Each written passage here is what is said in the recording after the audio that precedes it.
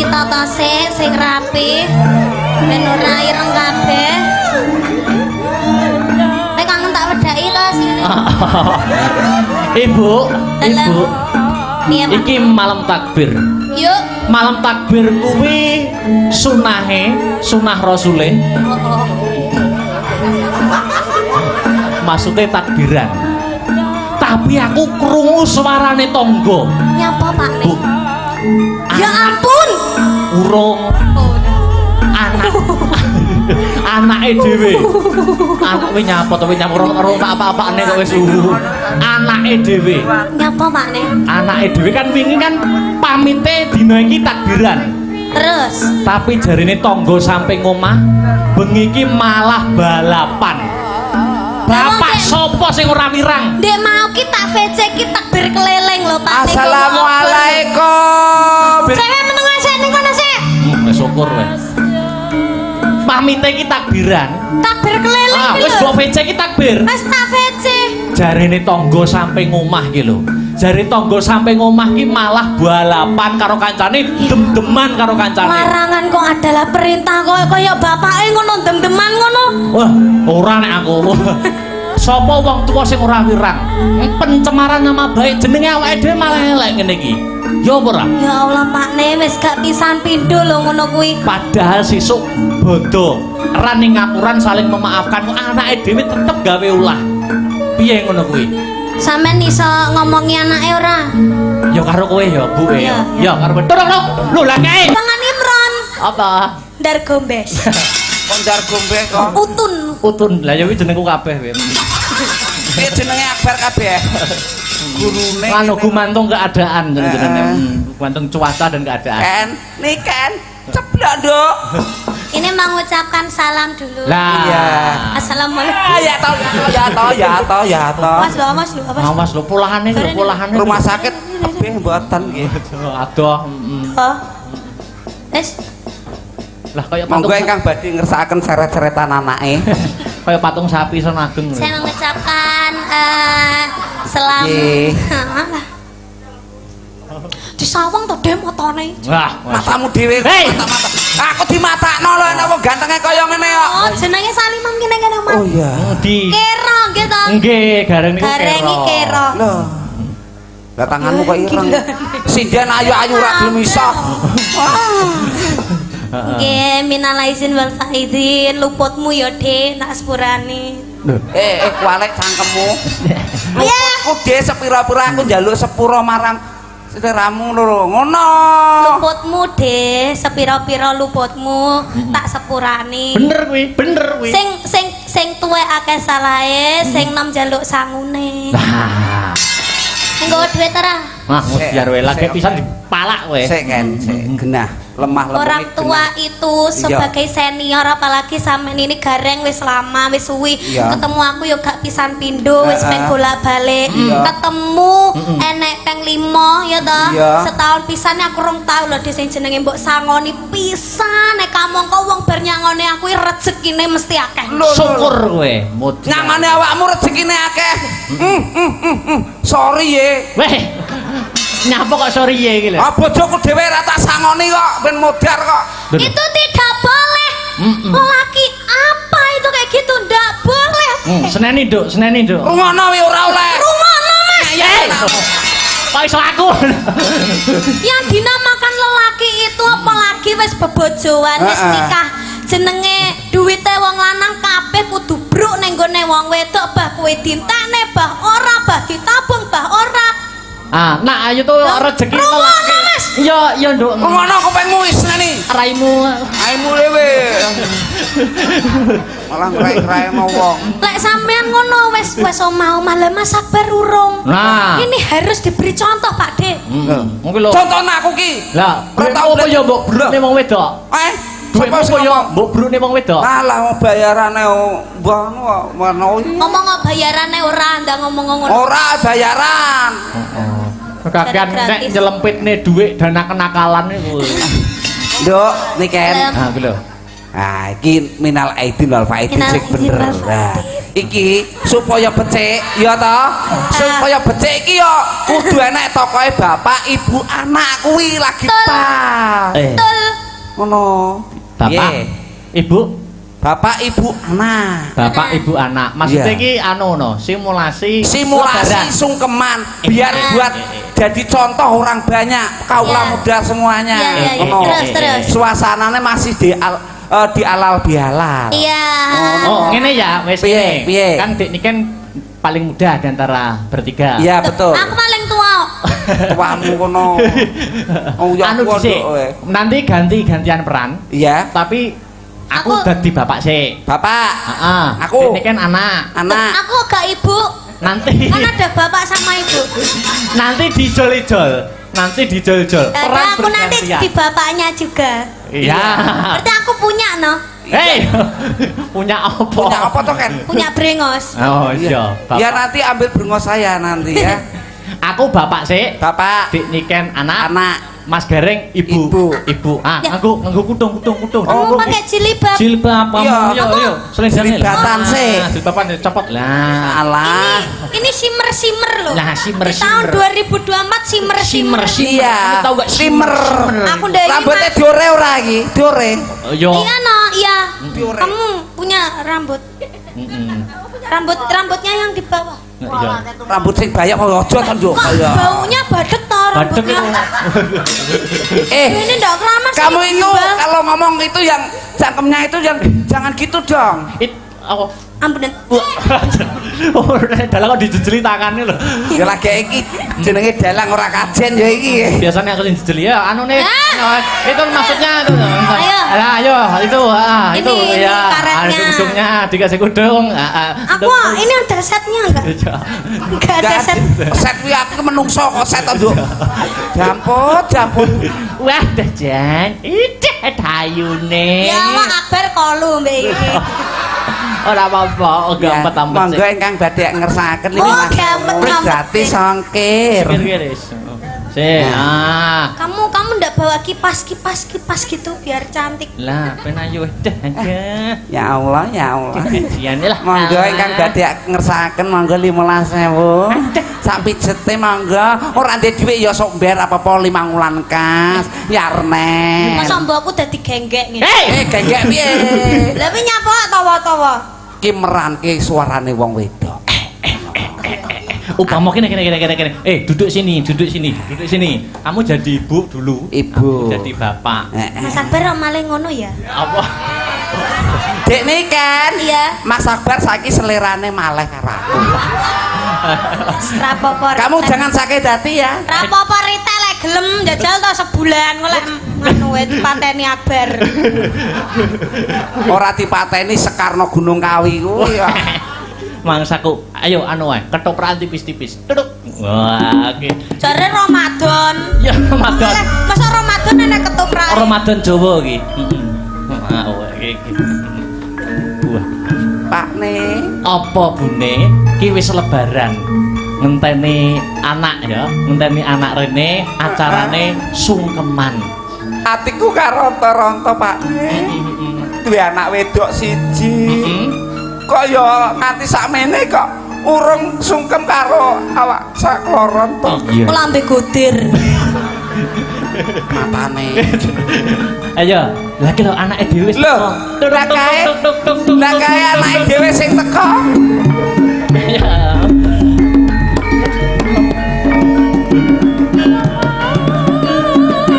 londone kendone kendong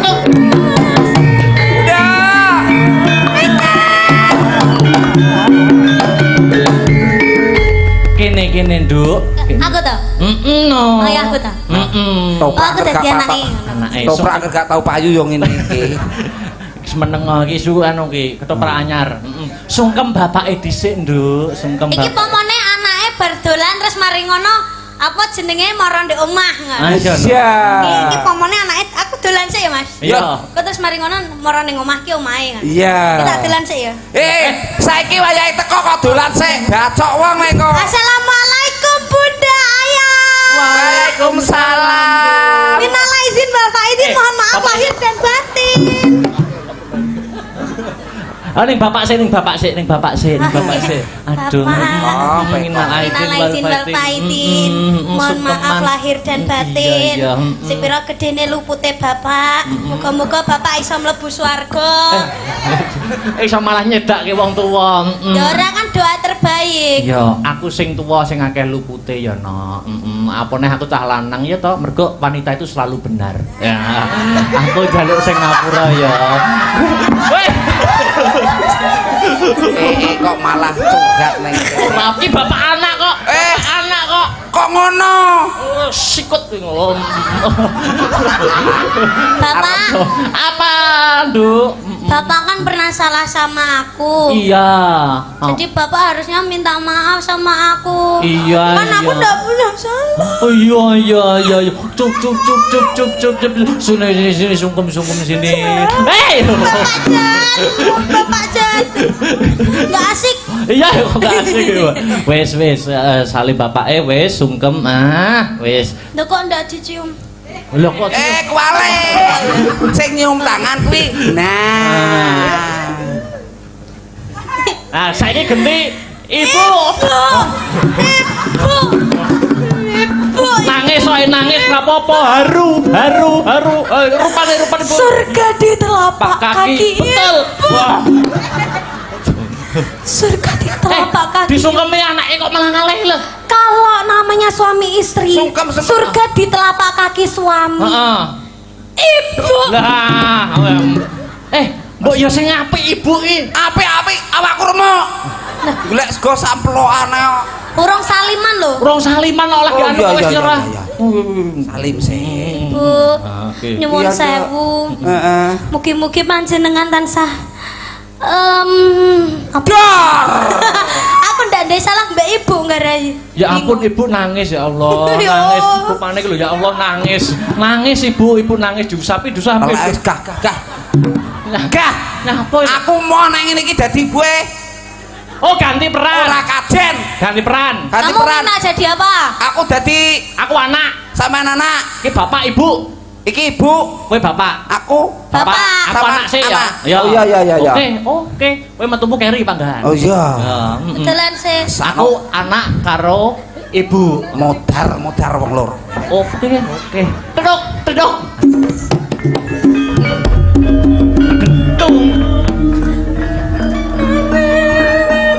Bu. Piye sayang? Anakku tersayang. Please deh. Kalian itu gimana tik? Anak ora apa-apa. Ibu. Dalem anakku. Ibu. Ket biyen ora enek perubahan ning. Ayo.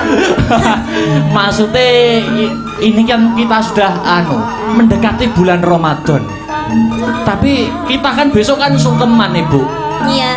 Aku kemarin mendengar dari suara tetangga. Kenapa le? Bapak malam takbir malah karaokean bu. Mosok to le? Malam takbir pamite bapak ini malah Bapak nyapa? Karaokean. Bapak karaoke. Orang malah takbiran, orang malah menyambut tahun baru malah karaokean bu. Bapakmu sing wajahe kaya nyambek wi. Gelem karaokean. Ora malah ge nyangoni kowe. Ora, blas Bu, blas ra disangoni THR blas. Bapakmu wi. Mosok to bapakmu wi. Aduh dah. Kok bangga. Tadang.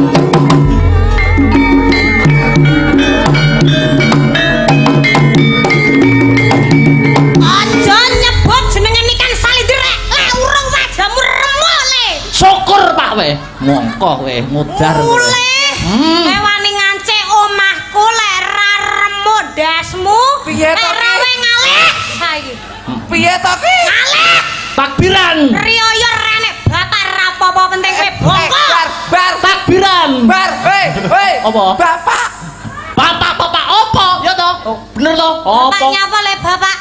Kerasa nyedek aku tak untal dasmu. Karaokean karo LC katok sak mene-mene. Modar ki kok aku. Wes, wes, mau aku. Jane kurang apa to, Mas?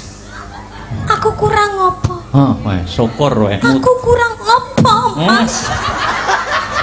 Apa kurangku? Apa aku gak ono apa-apane? Padahal wis tak apa-apane.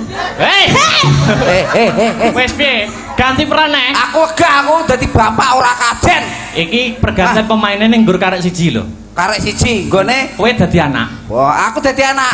Lah dadi anak iki mesti disayang. Sangoni. Sapira salah anake mesti iki lho cocok aku nek dadi anak seneng aku. Tangkap Mas Sabar. Dadi anak. Ayo, duduk. Duduk lah dhewe bapak ibu.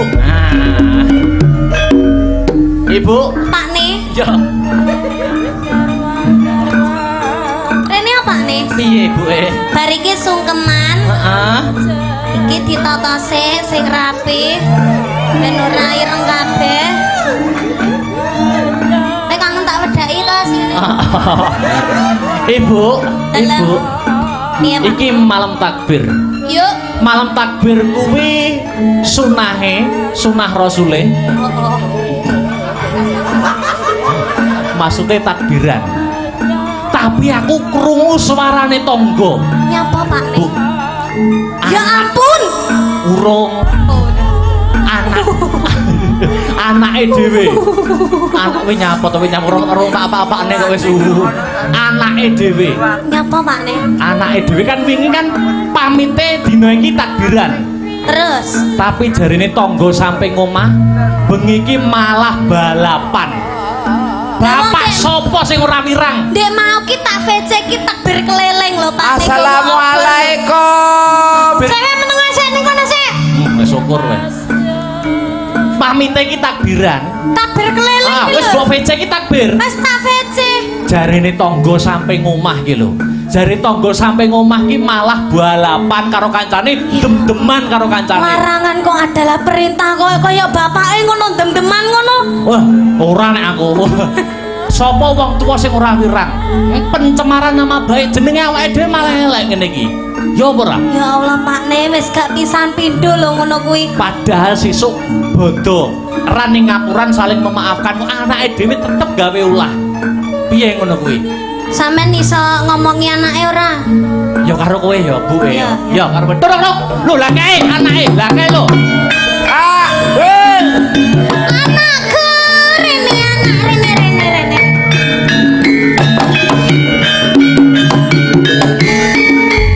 Kangen di. Takbiran. Takbiran, Bu. Kangen di. Takbiran. Ketemu tekan di. Takbiran. Nekoni cangkeme ngomongnya nanyi. Takbiran. Takbir apa takbir? Takbir apa takbir? Ding. Bu aja ngene Bu. Malah buke ngono. Aku takbiran lho, Bu. Atas sono, Pak, atas sono, Pak. Takbiran kok mripate abang. Takbiran kok matane abang. Lambene kok mambu. Lambene kok mambu naga. Aku ke Kok ngono. wajahnya kaya naga ya kan. Nah yo. Bapakku yo naga. Ngawur. Aku ula cilik. Piye? Kowe ngaku Kowe ora? ngaku apa tak sodet? Aku lho takbiran Aku apa tenan, tak Pak. bedah? Takbiran apa mendem? Takbiran, Pak. Ya Allah, ya Allah. Maling ini rong bonyok, kuwi mesti rong gelem ngaku, Kowe takbiran apa takbiran? Iki sandale sapa iki? Selopku. Takbiran apa takbiran? Takbir. Takbir ngaku kowe ketemu. Ngaku ora ya Yakin, kena Pak, iki Bu, anak aku teleke lho iki. Anak teleke lho iki. Ya ora, Nduk. Ampunen Aku nek telek tenan. Ayo, kowe ngaku apa ora? Ngaku apa tak pecuti? Ayo. Aku takbiran kok. Ayo. Takbiran apa mendem? Apa balapan? Jare pamit tak bocah kok ora iso, dikandani wong grek. Wis, Pak. Rumangane apa? Ayo, nekat ora? Bapak wis, Pak. Rupane kok ngece. Bapak wis, Pak. Aku takbiran. Aku bocah lo. Lho wis, Pak. Tak aku apa sing mateni, Pak?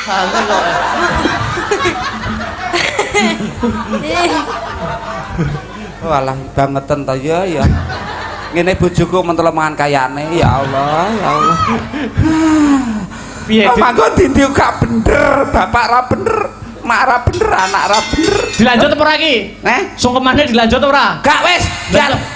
Nyapa? Ora sungkem-sungkem rata jaran aku. Lah nyapa? Gelem diterusne yo, gelem kok awakku. Iya. Kok marah-marah toh? Suwe lho. Biar iki namanya tidak profesional kerja. Tidak lah. Kuwi lho. Gimana sih? Profesional sih profesional, tapi ini awak saya remek, gepui. Rumangsa. Aku arep males karo dalange sing opahe kono. Sampai aku kurang ajar mulai ra bayaran. Saiki sampean dadi apa? Wis entek Dadi kok. apa? Aku wis gak dadi-dadian gak pateken aku. Dadi gareng.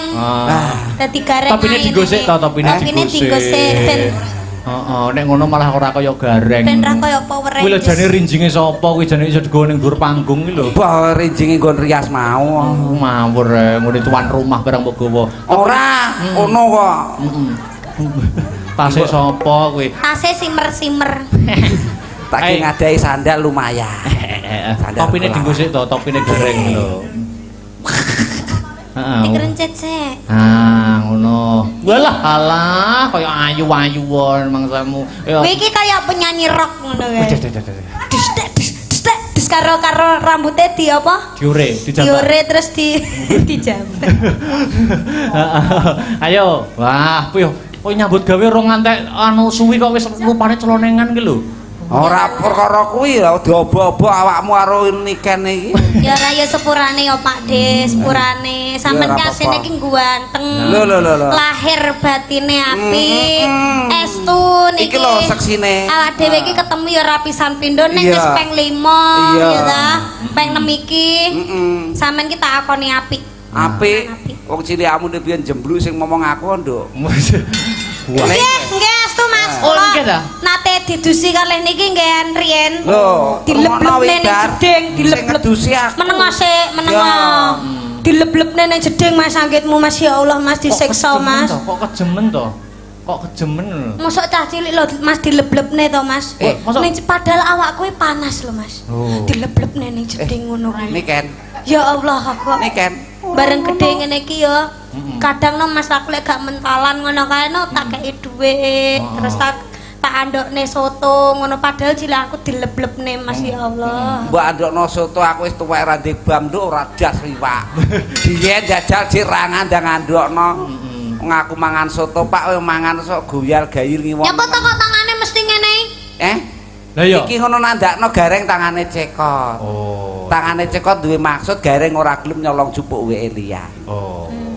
Sampeyan ngerti gak iki mau acarane apa? Acarane ulang tahun pernikahan. Ulang tahun pernikahan yang ke 27. Semoga sehat selamat wilujeng. Panjang yuswanipun. Awet leh momong anak putune. Berkah barokah. Angsal rahmatnya saking Gusti Allah. Ini yang dipengini semua banyak orang. Ya toh pernikahan yang ke-20 anniversary. Aku gak iso ngarani dua saperi ngono. Mas Gareng dek niki Pak Haji Eko masih lenggah mboten? Pak Haji Eko tasih lenggah napa mboten nggih? Oh nggih, bebele tasih lenggah, bebele wonten dangane penggalih minggah wonten ing pepanggungan. Napa Bu Ajah? Kalih Bu Ajah sekalian. Monggo sing longgar pundi. Menawi karenan lho nggih, menawi mboten nggih mboten napa-napa. Tasih lenggah mboten? Monggo Pak Haji Eko katuran minggah wonten pepanggungan. Nah niki momen langka gitu. Jadi harus diabadikan. Oke. Monggo Pak Jeko katuran minggah wonten ing pepanggungan seperti itu.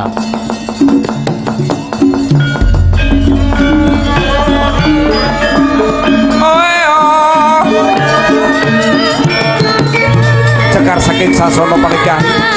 Nunuti panjenenganipun Bapak Haji Eko.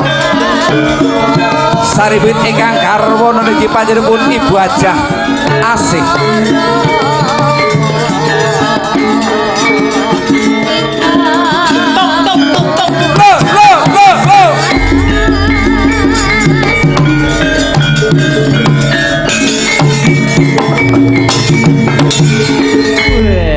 Gelange jan masalah. Ya Allah. Mboten Bu. Kula namung Niken. Dalam Kaya mripatmu ki kok nyawang gelang. lah namanya perempuan. Mbok nek pengen gelange matur karo aku. Apa mbok tukone? Lho sapa sing ngomong? Wong takon matur. Aku besok beliin ya. Ya. Oh iya, yang gini loh Mas Akbar ya malah bahasa saya malah ngompori malah. Wilujeng dalu, Bapak. Nggih, wilujeng dalu. Piye to, Jan? Kok gur sentuk-sentukan tok. Ya ora ngono ya niken ki tak kon ngomong cangkeme. Hei. Ya wis luwih tuwek kok ora iso ngomong lho. Dibayar larang lho, pira 16 juta lho. Lho ya 16 juta dhewe lho. Aku sing 2 juta. Sampai 2 juta tenan. DP ne. Aku arep muni amin. Monggo Pak Jeko, Ibu Ajase mbok menawi wonten sepatah dua patah kata komentar pada malam hari ini atau pesan-pesan kepada warga sekitar monggo. Puas napa mboten? Nggih. Monggo. Nggih. Puas iki kok Nek puas nanggap malih, Pak. Nggih. Matur nuwun Mas Akbar. Nggih. Tadi saya sudah sempat memberikan sambutan panjang lebar, cuman ini ditambahi sedikit. Nggih. Terima kasih banyak kepada kru dari Mas Akbar Nggih. dan juga Mbak Niken Nggih. yang sudah sangat memeriahkan acara ini Nggih. pada malam ini. Terima kasih banyak. Ibu Ajase, mbok menawi Monggo, ngendikan Bu apa? Aja. Oke. Ada sedikit kata dari saya Iya. cukup bahagia, senang, puas dengan penampilannya yang all out ya. Iya. Iya. Saya juga terima kasih buat tim Astra Barat. Astra Tim Asta Brata. Asta Tobrut. Ya, yang luar biasa. Asta Tobrut. Lajeng Bu, Buat, lajeng. saya terima kasih buat Nggih. tim Asta Brata yang luar biasa, yang masih muda-muda dan Nggih. hebat. Nggih. Ini luar biasa banget, menginspirasi. Nggih. Jadi saya sangat senang dan puas. Amin. Insya Allah kok Amin. dieling nomeneh Mas, bae nanggap yang ke katuran malih. Amin. Mungkin usah ndamel Amin. gareng ponder. Ponder. Estu. Aja Mbak, ngesakno lho. Mulas kok ngene ojo mentolo men sih. Bu, jenengan melas kali kula, Bu. Alhamdulillah matur sembah nuwun. Jenenge Akbar kali niken Gedindase, niku. gedindase. Masalah tega kali kula, Yo Bu. ben, lha wis tega ambek aku ya. Lah wong gantenge kaya ngene ra diobok-obok. Lah ngopo ora tega? Monggo Ibu kali Bapak mempunyai request nopo badhe Request nembang lagu. apa request mawon. Request lagu napa? Request Oh, Pak Eko karaoke nyanyi. Nggih. Napa Pak? enggak, Mbak Niken aja yang nyanyi. Oke. Lagunya Mbak Niken sendiri yang biasanya saya lihat di mobil sama istri nemen. Oh, nemen. Oke. Siap Bapak. Ya, monggo dilanjut Mas. Oh, nggih. Matur suwun sanget. Nggih. Nggih. Wah, napa Pak? Ngrogong-ngrogosan apa Pak? Mboten sarok-kok Pak lah ya Allah ya Allah. Olah HP ta ira. Tas kula niku gedhen rumangsan, Pak. Pak niki wae lagune nemen nggih, Pak. Nemen. Nggih, nemen. DP-ne riyen, Pak. biasane. Nggih. Mengke lek mboten di DP mboten muni niki. Nggih. Napa malah kibote wah niku jajan kadang digawa. Sabar, Tris. Terayo jenenge bocah yo ngene iki teh, ya sabar ya. Heeh. Dari tim-tim Bani Sukarti atau dekornya mungkin boleh. Oke. Siapa ada yang mau?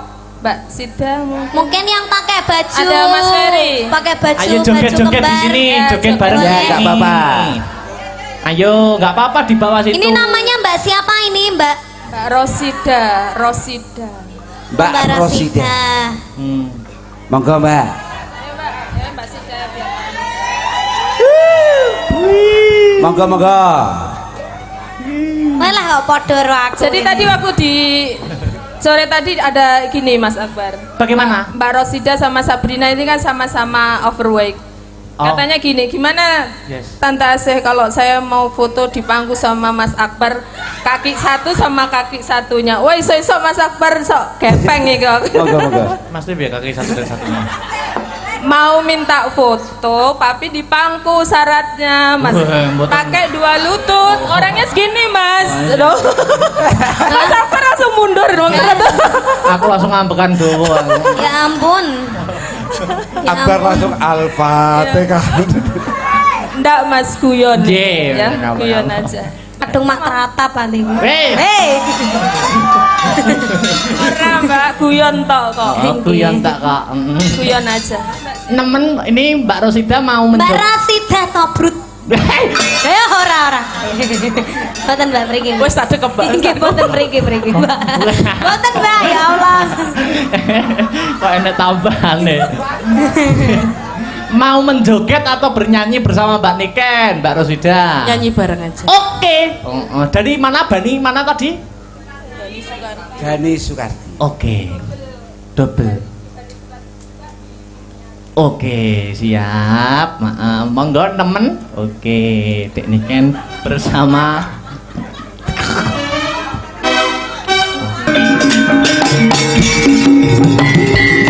Petruk Kang wis bali ana Praja Ngamarta. Iya, Mo. Wah, niki kula sawang Ndara Abimanyu. Iya, Petruk. Bekti kula katur nggih, Den.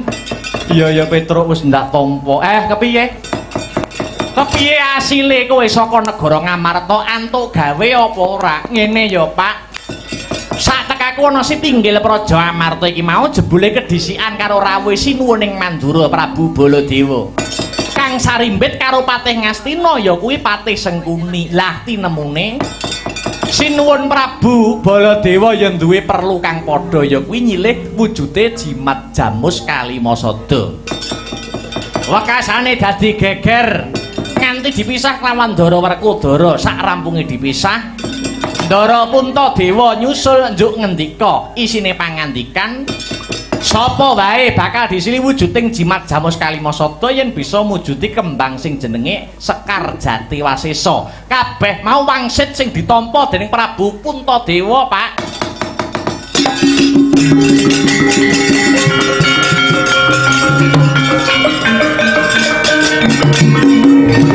Sekar Jati Wasesa iya, Mo. Ate angel men sarate. Kuncung nganti gelung aku lagi krungu iki kembang kok jenenge Sekar Jati Wasesa. Wa Semar, pripun Ndara?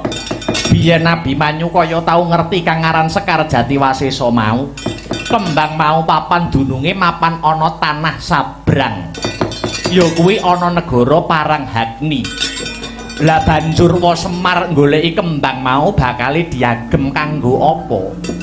Kangge syarat ngampil wujuding Jamus Kalimasada, Gus. Awit Semar badhe gadah damel ngene iku Semar badhe mbangun kayangan, mbangun atine para manungsa, ndandani mental kang sarta moraling para kawula. Yen pancen kaya mangkono wong, ayo luwih dhisik bakal tak bantu. Ing areh ngupadi Sekar Jati Wasesa, mbok menawa Sekar Jati Wasesa kang disuwun kelawan Wa Puntadewa mau ana sambung rapete kelawan murcane ramaku Raden Arjuna. Dados niki sesarengan tumuju wonten ing Paranghagni. Ya wa. Aja kuwatir rasamu senadyan ing kono mlebu tanah sabrang. Yen ana bebaya kang anempuh ing dedalan Abimanyu kang bakal ngrampungi wa. Sigra kala kang tumingal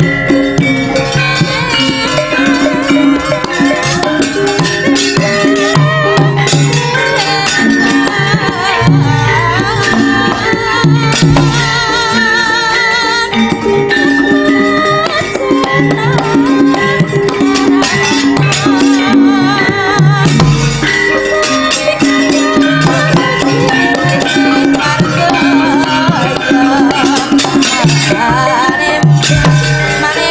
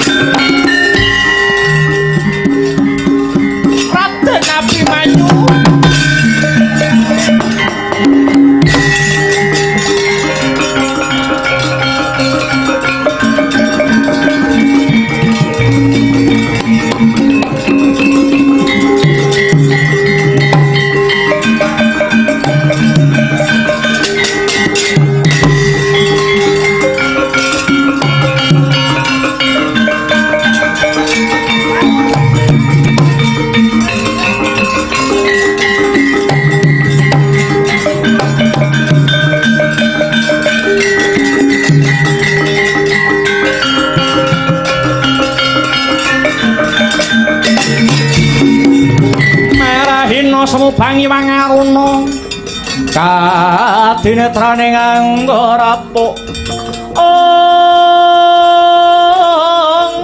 sabaning kukila ringkane goro saketer kidonganing kunglir wuwu sing pinepanca patupat durung adol aku saka praja parang Hagni iki lah kok kepepek ana satriya bagus dedeke ngringin sungsang pengawake Guwaya Teja memper kaya sajroning pangimpenku jenengmu sapa Raden Satriya Plongkowati ya Tanjung Anom kekasih Raden Abimanyu. Raden Abimanyu? Iya, paduka ingkang kula upadi Raden.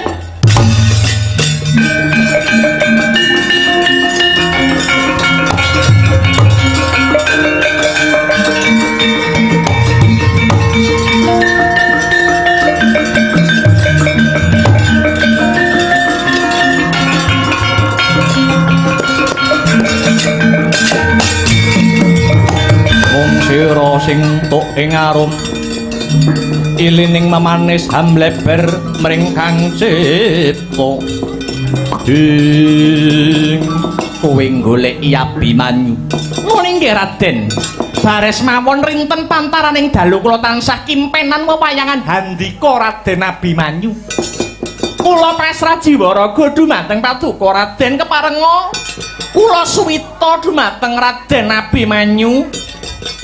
Kok ya ana ya, Gong. Wong wedok ngelamar wong lanang dhisik niki. Ayo nek ora ngrumangsani lho. Dara Abimanyu priyayine bagus sing wedok rupane mringis. Piring kesampluk teklek, raine gluwing sikile mlethek kuwi. Kusik to. Kowe kuwi jenengmu sapa lan saka ngendi pinangkamu? Kula midhal saking praja parang Hagni. Dene wewangi kula Pandahana Sari Raden saka parang Hagni lakar kasinggihan. Bebana punapa ingkang kedah kula wujudi badhe kula sembadani Raden. Paduka nyuwun menapa waton saged sesandingan kalian Raden Abimanyu punapa kemawon badhe kula wujudi. Aku ora butuh Mas Picis Raja Brana nanging aku mung nyuwun pitukon wujude Sekar Jatiwasesa.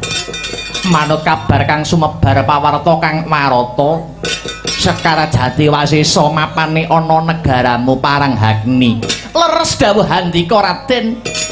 Paduka ngrasakaken Sekar Jatiwasesa? Iya, aku mung nyuwun kuwi Daunasari.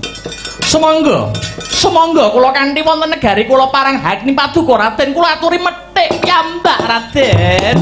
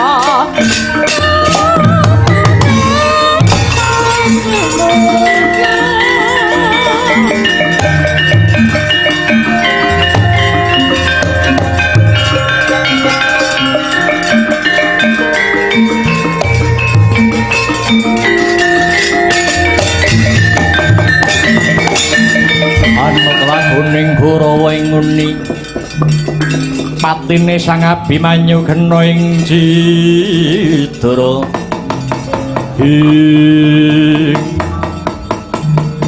Wa Semar iki wis tekan ana jroning praja parang Hagni sarta wis antuk palilah methik wujuding Sekar Jatiwasesa. Kadose kula sawang nggih teng inggil nika sing diarani Sekar Jatiwasesa. Iya Wa Semar yen wis kelakon ndak pethik wujuding Sekar enggal-enggal lumayu bae saka papan kene aja nganti Abimanyu rabi kelawan Dahana Sari kang baku Sekar Jatiwasesa wis diantuk kinarya syarat wa Semar bakal ngampil wujuding Jamus Kalimasada.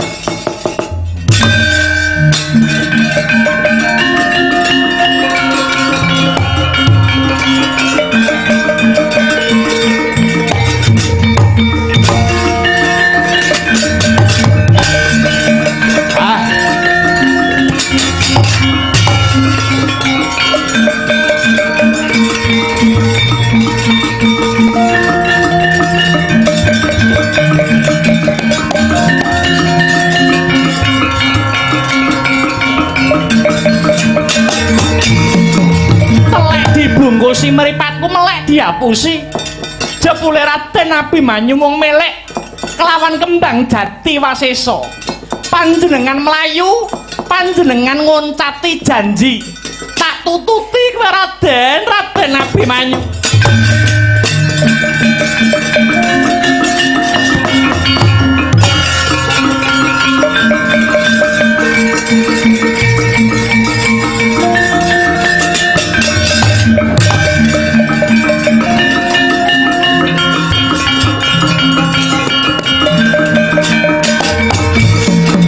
Antya ingkang winuwus Prabu Gorodana ingkang ngupadi mentare kang rayi Dahana Sari yen Cinandra gumricik swarane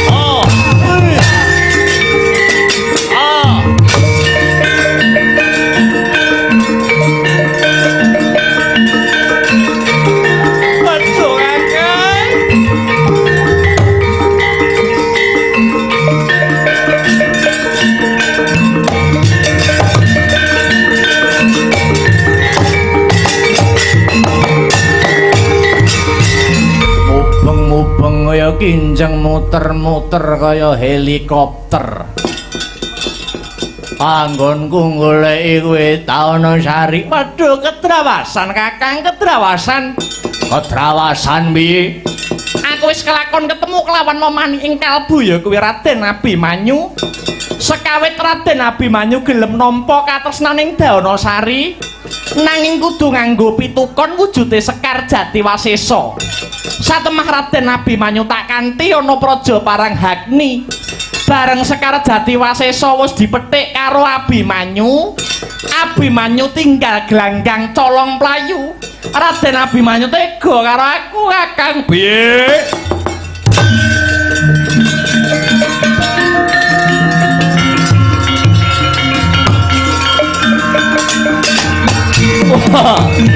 Ancen gue biyen-biyen durung nate tak kandhani kalamun to Sekar Jatiwasesa kuwi mujudake simbol kawibawan adeking praja Paranghagni. Yen Sekar Jatiwasesa kuwi mau ilang tegese uga wis ilang kekuwung lan kasektene praja Paranghagni. Kowe pancen durung nate tak kandhani babagan iki nanging jeneng sira Yayi wis tak wanti-wanti aja cedhak-cedhak karo trah wong Mandura. Apa manen duwe gegayuhan sambung asmara kelawan tedhak turun Mandura. Sego wis dadi bubur. Digetunana ya ora arep ngowahi kahanan. Yen lakon wis kaya mangkene kepiye munggo becike Kakang tak oyake Abimanyu. Wani nyolong kembang Jatiwasesa padha karo nantang perang karo wong Paranghagni. Bedah negara Ngamarta.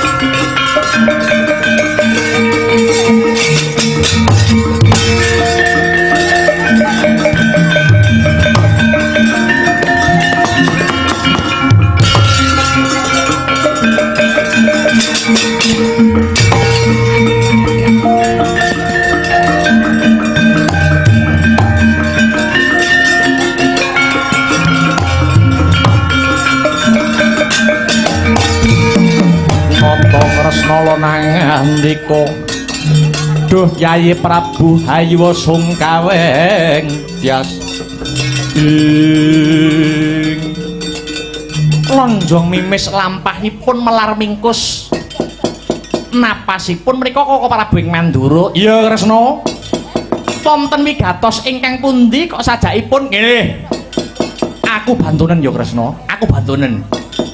Sekawit aku bakal ngampil wujuding Kalimasada marang Yayi Prabu Puntadewa nanging jebule sakliyane aku bocah Karang Kadempel si Petruk uga bakal ngampil wujuding Kalimasada. Satemah dredah munggahe Pancabakah. Petruk arep tak tamani pusaka Kyai Nenggala lan Lugara lah kok pusakaku loro iki muspra Kresna. Gamanku ilang iki piye Kresna? Kira-kira pusakaku mapan ana ngendi? Mangke riyen to Koko Prabu.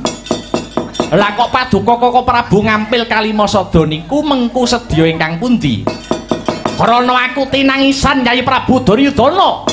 Negara Ngastina sak mengko lagi ketaman pagebluk Mayangkara kudu diruwat sarana Kalimasada. Lah dene Petruk kuwi nyilih Kalimasada ki kanggo bapake ya kuwi Kakang Semar anggone bakal bangun kahyangan Kresna. Koko Prabu paduka ditangisi Yayi Prabu Duryudana menika janjanipun namung pangreka dayanipun para Kurawa. Awit menawi Kalimasada sampun diregem dening Kurawa tegese Pandhawa sampun boten gadah dasaring negara ingkang dados simbol kekuwataning praja. Waduh ya Yayi.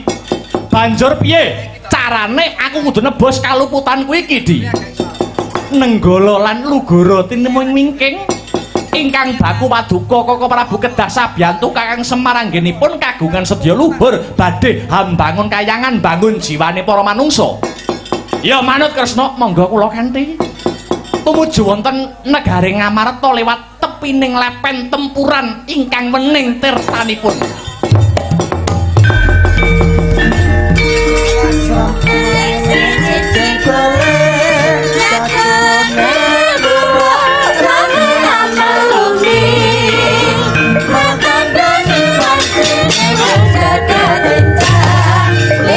Panjalina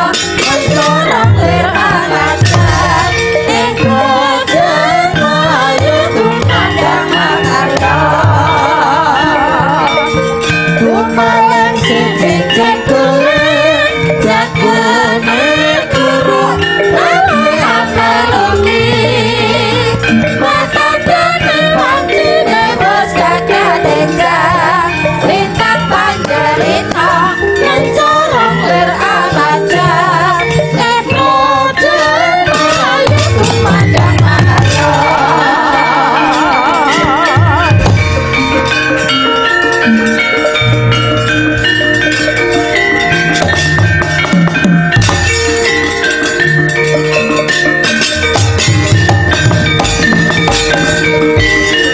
Ruto saking kutha Sakuragala yen tanah mutusa sang sri Kakang Semar kang prapta ning Stinggil Ngamarta inggih Ndara kula sampun saged mujuti ingkang winastan Sekar Jati Wasesa Maragage aturna panjenengan ingsun enggal tak ampili wujuding jimat Jamus Kalimasada.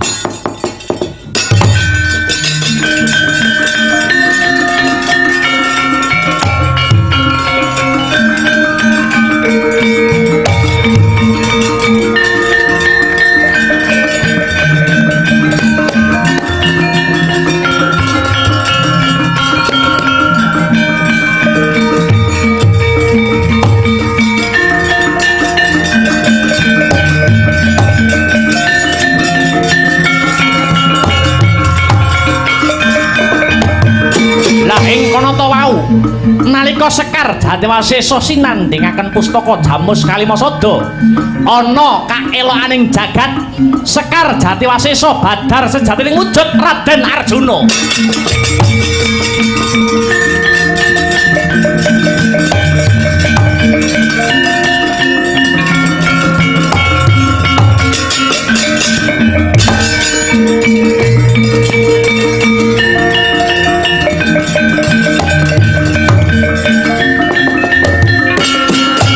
Ilahing Sekaring Bawana langgeng titah ulun nger Puntadewa aja hayo kaget ulun Bathara Indra kang nyingitake utawa ndelikake adimu panengah Pandhawa si Arjuna. Arjuna bisa dadi wujuding kembang awit pun ulun mung bantu Semar Badranaya kang kagungan niat luhur kepingin hambangun kahyangan kuwi amung pasemon. Semar kepingin nyilih Kalimasada supayane para Pandhawa aja lali kelawan Kalimasada. 5 sing dadi usada ya kuwi dasaring negara. Awit Pandhawa mono wujud babare Kalimasada, Puntadewa kang dadi simboling panembah, Werkudara simbole rasa kamanungsan, Janaka simbol rasa kamanunggalan, Nakula lan Sadewa ingkang dadi simbol musyawarah lan rasa keadilan. Kenang apa sing tak singitake kok Janaka? Krana Janaka mujudake lambanging kamanunggalan. Awit negaramu dumadi saka beda-bedane suku, agama lan golongan. Wilayah uga kapérang saka pulo sing bebanjaran. Kabeh kuwi bakal bisa tentrem lamun negara iki ngugemi rasa manunggalan, rasa kamanunggalan Pandhawa.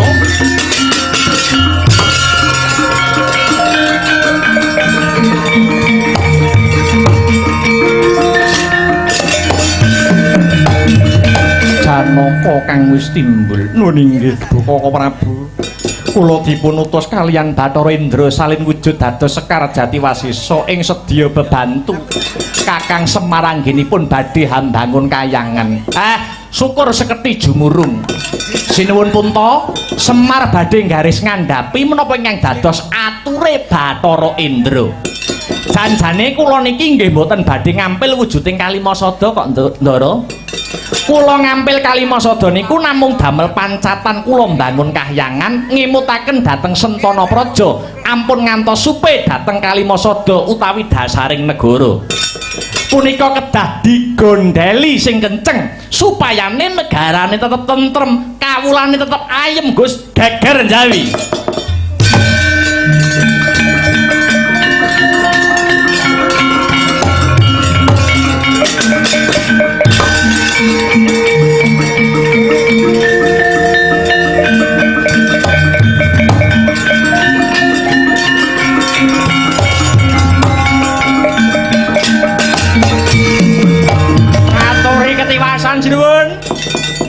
dhateng Jawi wonten raseksa kalih buta lanang wedok.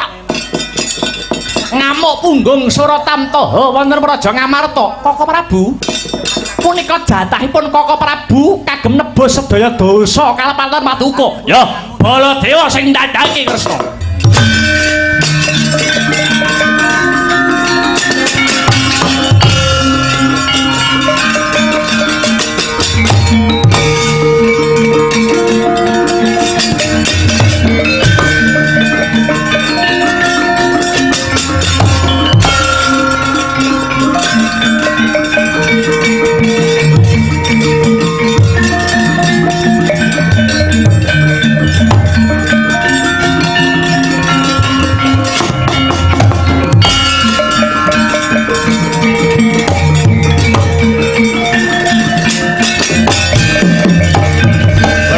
Negara Ngamarta.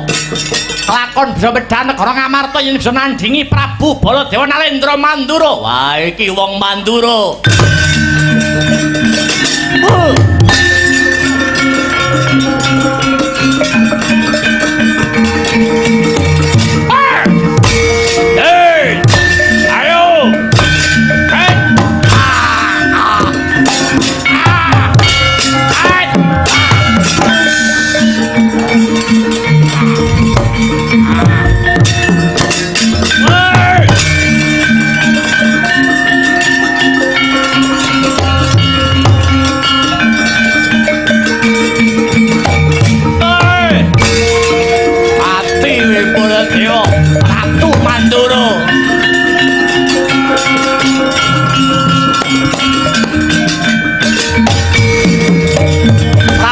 Baladewa den piting wani kelawan Prabu Gorodana. Nata ing Mandura prasasat kaya wis linalosan nata bebayune.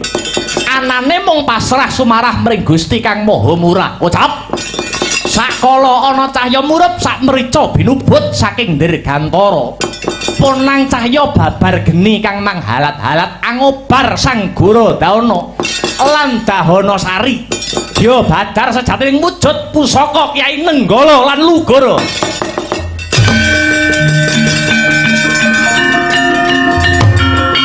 Sampun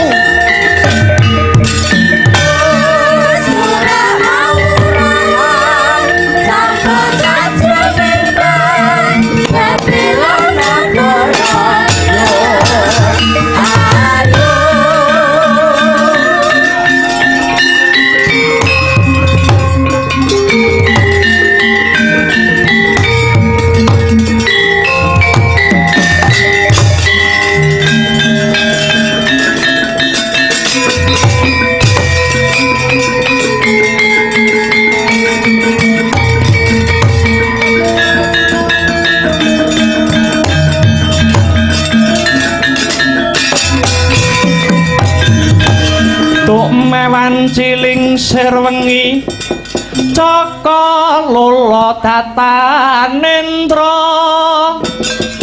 gumlundung ijening amben banget ngonira nalangsa kaya den pinilara wong tininggal popo biyung wong tininggal popo biyung susah dadi Joko Lula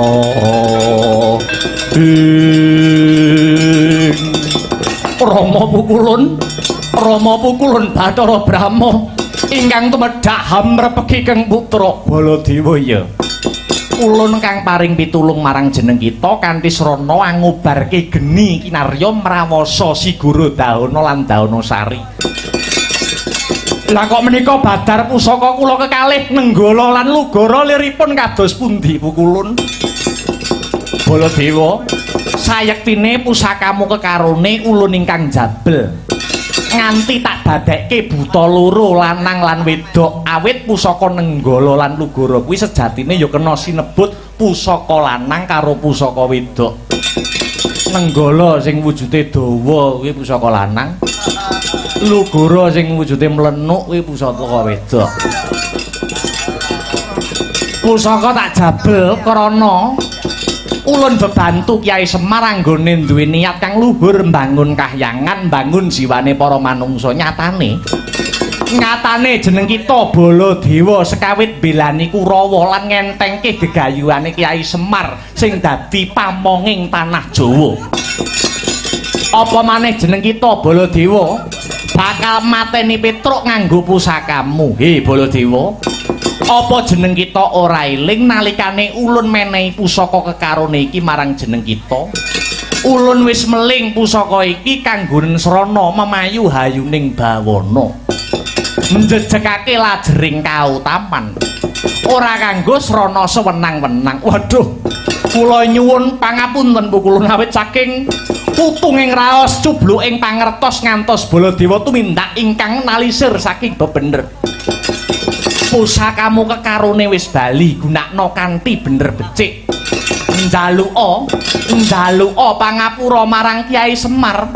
Muga-muga kanthi Baladewa njaluk pangapura marang Kyai Semar kang dadi simboling wong cilik bisa dadi srana guyub lan rukun manunggaling kawula Gusti. Manunggaling pejabat kelawan rakyat sentana kelawan para kawula. Sampatya amanungkong Gungga kuyup nirpangoni Rapa aranca katon siga Sinaya anu miloka Sampatya amanungkong Gungga kuyup nirpangoni Rapa rasa katon siga Sinaya